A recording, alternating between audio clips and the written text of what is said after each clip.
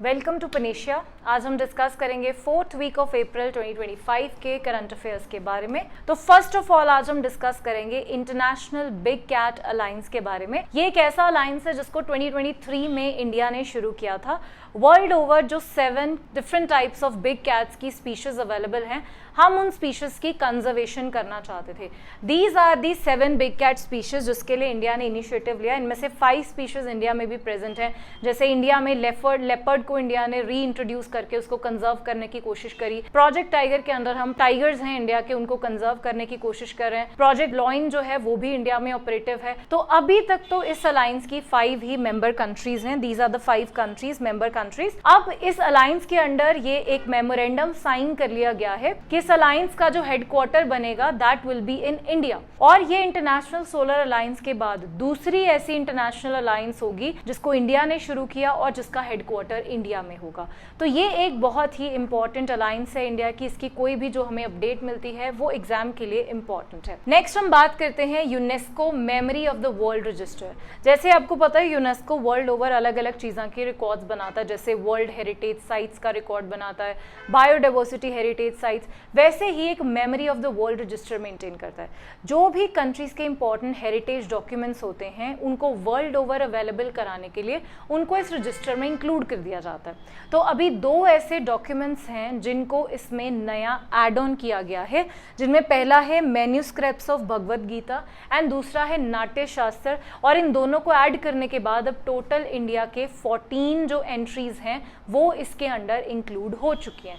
इससे पहले जो इंपॉर्टेंट इंक्लूड हुए थे जैसे ऋग्वेद, गिलगित मैन्यूस्क्रिप्ट्स, अभिनव गुप्ता, पंचतंत्र की कहानियां, ऐसी सारी चीजें ऑलरेडी इंक्लूडेड हैं और अब 2 और को इंक्लूड कर दिया गया है। नेक्स्ट हम बात करते हैं इंपॉर्टेंट डेज के बारे में। First important days is national civil services day that is observed on 21 of April. जब इंडिया आजाद हुआ तो 1947 में जो first batch of civil servants का अपॉइंटमेंट हुआ तो home minister of India Sardar Patel ने उनको स्टील फ्रेम ऑफ इंडिया का नाम दिया। उसी चीज को कमेमोरेट करते हुए हमने 2006 में ये डिसाइड किया कि हम इस दिन को नेशनल सिविल सर्विसेज डे के तौर पे सेलिब्रेट करेंगे।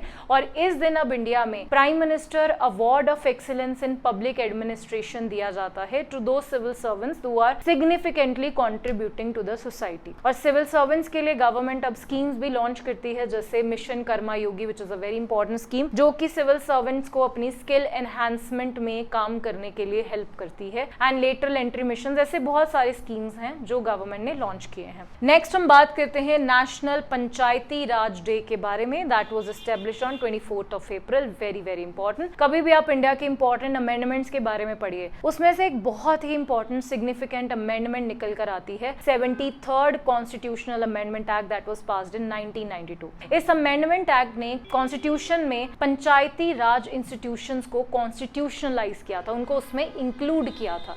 और पंचायती राज का जो आइडिया है its genesis laid in Mahatma Gandhi's ideology. तो उस चीज को देखते हुए हम इस दिन को पंचायती राज डे के तौर पे सेलिब्रेट करते हैं। फिर इनको फिस्कल ऑटोनॉमी जो है वो भी ट्रांसफर करी गई, इनको पावर्स दी गई, इनका पूरा प्रोसेस जो था वो एस्टेब्लिश किया गया। बलवंत राय मेहता कमेटी ने पंचायती राज का 3 टियर सिस्टम जो था उसके बारे में बात करी। और जो प्रेजेंट इंडिया में एग्जिस्ट करता है विलेज लेवल पे इसको हम ग्राम पंचायत के नाम से जानते हैं, ब्लॉक लेवल पे पंचायत समिति के नाम से, डिस्ट्रिक्ट लेवल पे जिला परिषद के नाम से। और राजस्थान इंडिया की पहली स्टेट है जिसने 1959 में सबसे पहले इंडिया में पंचायती राज इंस्टीट्यूशंस का फाउंडेशन किया था, followed by Bihar and many other states. अब पंचायत के रिलेटेड भी गवर्नमेंट बहुत सारी स्कीम्स लॉन्च कर रही है, जैसे ई पंचायत योजना लॉन्च कर रही है, स्वामित्व योजना जिसके अंडर सर्वे किया जाएगा विलेज लैंड्स का और उन सबका एक टेक्नोलॉजिकल एक ऑनलाइन अकाउंट बनाया जाएगा। तो ये सारी चीज़ें हैं पंचायती राज के रिलेटेड जो हमारे लिए काफ़ी इंपॉर्टेंट है। Next important date is 22 of April, world earth day. World earth day की शुरुआत हुई 1969 में सेंटा बारबरा में ऑयल स्पिल होने के बाद। वर्ल्ड अर्थ डे को इंडिया भी ऑब्जर्व करता है और इस साल के वर्ल्ड अर्थ डे पे एक कॉन्क्लेव लॉन्च किया गया, जिस कॉन्क्लेव को लॉन्च किया हमारे होम मिनिस्टर अमित शाह ने न्यू दिल्ली, जहां पर डिस्कशन की गई कि बैम्बू की जो कल्टीवेशन है वो कैसे इंडिया के क्लाइमेट चेंज के मिशन में कंट्रीब्यूट कर सकती है। तो ये एक इम्पॉर्टेंट डिटेल है कि जो हमारा सेव अर्थ कॉन्क्लेव लॉन्च हुआ उसका टॉपिक क्या था, कहाँ लॉन्च हुआ, कौन से दिन को लॉन्च हुआ, that is important for exams. Next बात करते हैं वर्ल्ड मलेरिया डे के बारे में। 25 अप्रैल बहुत इंपॉर्टेंट डेज हैं इस वीक के अंदर, तो इस डेज को प्लीज याद रखिए अच्छे से। वर्ल्ड मलेरिया डे WHO जो है वो रिकॉग्नाइज करता है। इसका थीम इस बार डिक्लेयर किया था मलेरिया एंड्स विद अस, री इन्वेस्ट, री इमेजिन, री इग्नाइट। मलेरिया जैसे आपको पता है एक पैरासाइटिक डिजीज है जो कि इन्फेक्टेड फीमेल मस्किटो एनोफ्लीस से स्प्रेड होती है। अब ये कोई ऐसी बीमारी नहीं है जिसका सॉल्यूशन नहीं है। मलेरिया का सॉल्यूशन हम लोग ढूंढ चुके हैं। मलेरिया का सॉल्यूशन है हाइड्रोक्सी क्लोरोक्विनीन नाम का एक सॉल्ट जो मलेरिया को क्योर कर सकता है। इंडिया एक टाइम पर हाई इम्पैक्ट कंट्रीज में काउंट होता था in terms of malaria, but India ने एफर्ट्स करके 2023-24 में इंडिया उन कंट्रीज की कैटेगरीज में से बाहर आ चुका है और अब इंडिया 80% मलेरिया को एलिमिनेट कर चुका है। इंडिया ने national framework for malaria elimination launch किया जो 2030 तक चलेगा and national strategic plan launch किया जिसमें इंडिया का टारगेट है कि 2027 तक हम इंडिया में से मलेरिया को एलिमिनेट कर देंगे।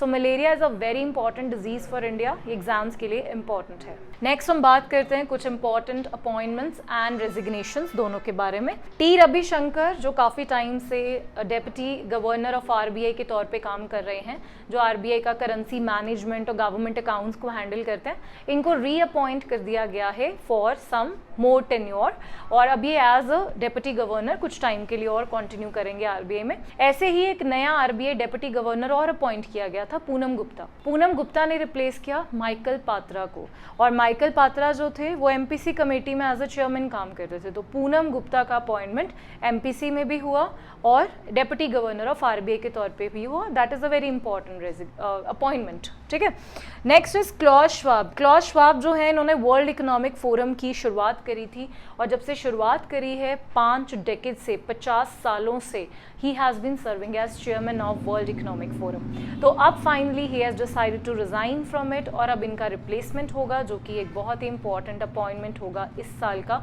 उसको आप लोगों ने ट्रैक करना है। नेक्स्ट बात करते हैं chairman of 23rd law commission, very important. Usually in commissions में जो चेयरमैन बनाए जाते हैं दे आर यूजुअली रिटायर्ड जजेस of supreme courts and high courts. So there is a retired justice Dinesh Maheshwari जो कि सुप्रीम कोर्ट के रिटायर्ड जज हैं जो 23rd लॉ कमीशन को रन करेंगे। इसका टेन्योर है 1 सितंबर 2024 से लेके 31 अगस्त 2027।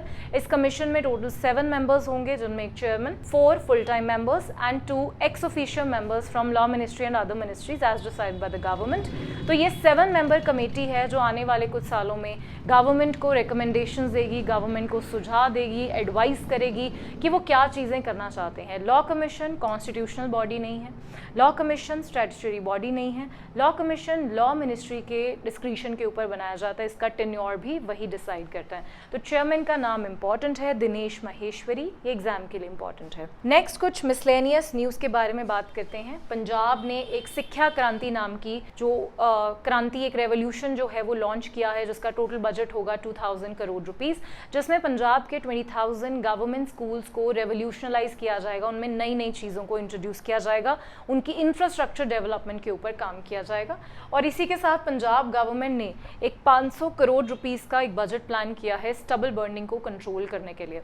इसमें सरकार फार्मर्स को सब्सिडाइज्ड रेट के ऊपर 50% सब्सिडी के ऊपर जो रेजिड्यू मैनेजमेंट मशीन्स होती हैं जो स्टबल बर्निंग को मैनेज कर पाएंगी वो फार्मर्स को प्रोवाइड करेगी। और अगर कोई कोऑपरेटिव सोसाइटी इस मशीन को खरीदना चाहती है तो गवर्नमेंट उसको 80% तक की सब्सिडी भी प्रोवाइड करेगी। Third is Pune FIDE women grand prix, अभी रिसेंटली हुआ था पुणे में इन वमेन चेस चैंपियनशिप, जिसमें Koneru Humpy is a very important name in chess. She is the first woman and youngest woman of India to become a grand master. She is from Andhra Pradesh, Koneru Humpy नाम याद रखेंगे। तो पुणे में अभी एक ग्रैंड प्री हुआ था जिसमें ये विनर बनी है, तो that is very important. Most probably she will qualify for this years championship. तो चैंपियनशिप तक जब तक जाती हैं तो वो हमारे लिए एग्जाम के लिए इंपॉर्टेंट होगा। होगा। नेक्स्ट बात करते हैं प्रोविजनल मैरीटाइम जोन के बारे में। चाइना का जो एग्रेशन है वो काफ़ी हद तक बढ़ता जा रहा है in South China Sea and in East China C.